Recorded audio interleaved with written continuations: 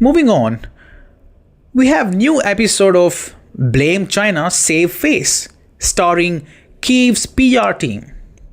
The plot twist is recycled, the acting is loud, and the facts are orbital, literally orbital. So here is the claim.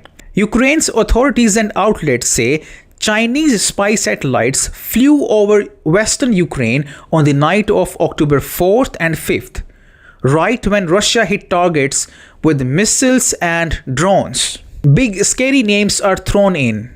Yaogan 33, Yaogan 3303, Yaogan 3304, 9 passes over Lviv between midnight and late morning. Then they claim that Yaogan 34 shows up around 6 am and makes 7 orbits. Add a dramatic soundtrack and boom, China helped Russia, it becomes the headline. Now, reality. Satellites orbit. That is literally their job. This is not breaking news. They loop the planet on fixed paths set at launch. Those paths bring them over Ukraine again and again, all year round. China operates more than 60 Yaogan satellites that can do optical, radar, and electronic sniffing. So yes, 1 or 3 or 10 of them passing over Lviv is not rare, not shocking, and not proof of anything except gravity is still working. If you check enough nights, you will find plenty of passes because that is how orbits work. No room for conspiracy. So why this sudden noise now? Timing. There is chatter that Washington could give Ukraine fresh intelligence for long-range strikes inside Russia. Now that is politically toxic because once American targeting helps hit deep Russian sites, Moscow won't call it Ukrainian attack, it will call it American attack. That opens doors no one in NATO wants to walk through. Solution from Kyiv's spin doctors? Point at the sky and say, see, we have seen China satellites, they were overhead. Let's peddle this fake story so that we can get a justification to use American intel for strikes inside Russia. That is the plan. Let's keep it simple.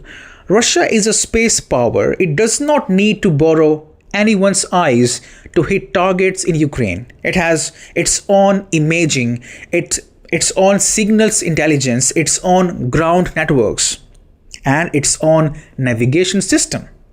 And that last point matters. Only a handful of countries in the world have full navigation system. 3 of them are BRICS countries, Russia, China, and India. Russia can guide missiles and time strikes without begging GPS for directions. So the idea that Moscow waits for a Yaogan pass to find a power plant in Lviv is a bedtime story for anxious donors. Meanwhile, the same people who yell Chinese satellites forget a small detail. Those same Yaogans, the Chinese satellites, they also fly over Poland, Romania, and Germany, and even Russia. The Baltic, the Black Sea, everywhere.